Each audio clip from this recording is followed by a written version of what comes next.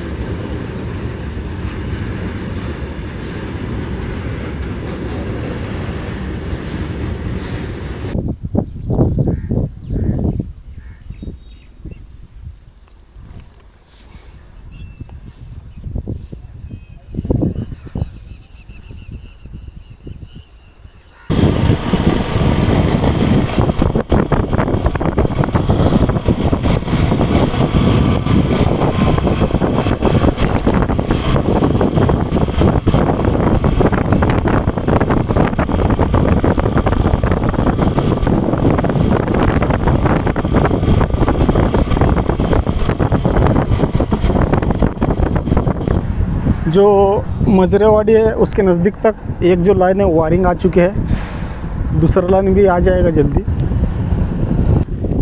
ये देखिए, ये दूसरा लाइन। तो मिलते हैं नेक्स्ट वीडियो में। अगर चैनल पर नए तो चैनल को सब्सक्राइब करें। धन्यवाद।